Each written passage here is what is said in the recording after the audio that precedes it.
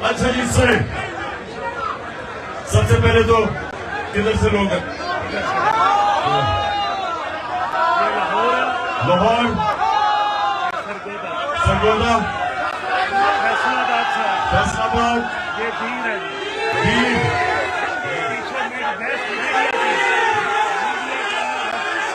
Media की team, social media, social media के इनको हम कहते हैं, ये भी जंग लड़ने वाले हमारे लोग हैं जिनके ऊपर तशद्दुद किया गया। इससे पीछे पिशावर किधर चला गया? पिशावर के लोग ये टेयर गैसिंग से तो नहीं डर गए? और मर्दान पीछे, मर्दान आगे,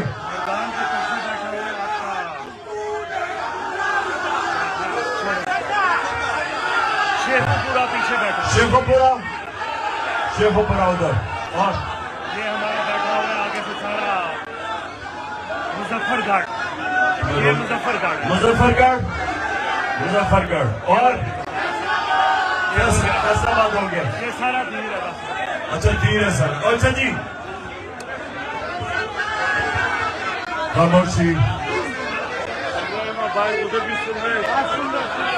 जो बाहर भी, जिनको मैं देख नहीं सकता, जो मुझे देख रहे हैं, जो बाहर हमारे तरीके साहब के टाइगर बाहर बैठे हुए हैं, उनको भी आज मैं सलाम कर रहा हूं। 400 किधर है? अच्छा 400 बहुत पीछे। अच्छा जी सुने आप, खामोशी, देखें कोई नारे नहीं, अभी नारे नहीं, अभी नारे, 10 मिनट रह गए हैं। मेरे पाकिस्तानी और कारकुनों सुने मेरी बात, अभी नहीं। देखें हमारा मुल्क आज उधर खड़ा, वो दो रास्तों के बीच में खड़ा हो गया। एक बस ISF, सुन लिया मैंने, सुन लिया। एक तरफ तबाही का रास्ता, एक तरफ जंगल का कानून और तबाही का रास्ता, एक तरफ जुल्म और नाइंसाफी का रास्ता, एक तरफ वो रास्ता जिधर मेरे नबी सल्लल्लाहु अलैहि वसल्लम ने आज से तकरीबन 1500 साल पहले कह दिया था कि जो कौम ताकतवर मुजरिमों को नहीं पकड़ती, ताकतवर जुर्म करने वालों को जेलों में नहीं डालती, सजा नहीं देती, और सिर्फ कमजोर चोरों को पकड़ती है, वो तबाह हो जाती है। जिस कौम में इंसाफ नहीं होता उसका कोई मुस्तकबिल नहीं है। 1500 साल पहले मेरे नबी सल्लल्लाहु अलैहि वसल्लम ने कहा था कि जो कौम जिधर जुल्म होता है और नाइंसाफी होती है, और फिर से मैं कहता हूं, ताकतवर के लिए कानून और कमजोर के लिए दूसरा, इसको जुल्म का निजाम कहते हैं। ताकतवर मुजरिम एक माशरे को ज्यादा नुकसान पहुंचाता है। वो यहां से पैसे चोरी करके बाहर बेचता है, चोरी का नुकसान, और फिर जब मनी लॉन्ड्रिंग करके पैसा बाहर बेचता है डॉलर लेके, दूसरा नुकसान करता है। डॉलर की कमी होती है, रुपया गिरता है। जब रुपया गिरता है तो जो भी चीज आप बाहर से मंगवाते हैं, तेल, बिजली, गैस, कोयला, वो सब महंगी हो जाती है। वो जब महंगी होती है, मुल्क में महंगाई हो जाती है, और मुल्क में महंगाई होती है, गुर्बत बढ़ जाती है। तो ये जो ताकतवर डाकू है, ये जो बड़े बड़े अरबों रुपयों की इन्होंने प्रॉपर्टीज बाहर खरीदी हुई हैं, ये आपको एक पटवारी से, एक थानेदार से ज्यादा नुकसान पहुंचाते हैं। जब पटवारी और थानेदार चोरी करता है तो वो ज्यादा से ज्यादा 2-3 भैंसे खरीद लेगा, चलो घर ठीक कर देगा, लेकिन बाहर तो नहीं पैसा भेजता। जो ताकतवर लोग जब मुल्क में चोरी करते हैं, वो मुल्क का दिवालिया निकाल देते हैं, जो आज पाकिस्तान का है। हम IMF से सिर्फ 6 अरब डॉलर उनसे हम कर्जा लेने की कोशिश कर रहे हैं, और सिर्फ 20,000 पाकिस्तानियों का 10.4 अरब डॉलर दुबई में प्रॉपर्टीज पे पड़ा हुआ है। समझ जाए कि यहां से पैसा बाहर जाता है डॉलर्स में। नवाज शरीफ का अरबों रुपए की इनकी प्रॉपर्टीज है लंदन में, यहां से पैसा चोरी होकर बाहर गया। इनकी तो वहां कोई बिजनेस नहीं थी, यहां से पैसा चोरी किया, बाहर भेज दिया, दुगना नुकसान किया। इसलिए मेरे नबी ने कहा था कि बड़ा चोर, बड़ा डाकू मुजरिम जब वो चोरी करता है और माशरा उसको नहीं पकड़ता, मुल्क तबाह हो जाता है। आज अगर मगरिब में चले जाएं तो किसी की मजाल नहीं है कि किसी गरीब कमजोर की जमीन पे कब्जा कर ले, क्योंकि वह इंसाफ है, वहां कोई कब्जा ग्रुप नहीं मिलता, क्योंकि कमजोर को ताकतवर से उनका कानून उनकी हिफाजत करता है। कहीं मजाल नहीं है यूरोप में, अमेरिका में कि वो एक बेवा की जमीन पे ताकतवर कब्जा कर ले, क्योंकि इंसाफ है। हजरत अली रजी अल्लाह ताला ने कहा था कुफर का निजाम चल जाएगा, लेकिन जुल्म और नाइंसाफी का निजाम नहीं चल सकता। बस बस बस बस, अभी नहीं, 5 मिनट रह गए, 5 मिनट रह गए। सुनो जरा, मेरा काम है आप लोगों को अपने दीन के मुताबिक समझाऊं कि हमारे मुल्क के हालात क्या हैं।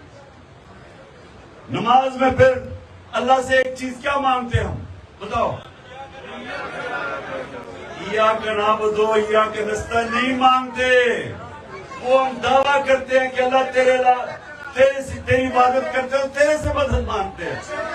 वो हम अपनी आजादी का दावा करते हैं कि अल्लाह हम अपनी एक इंसान को गैरत देता है, या का नाबुदो या का नस्ताईन, कि अल्लाह हम किसी इंसान के सामने हाथ नहीं झुकाते, हम तेरे से मांगते हैं और तेरी इबादत करते हैं। ला इलाहा इल्लल्लाह का दूसरा मतलब है ये। लेकिन हम मांगते एक चीज है, वो क्या मांगते हैं?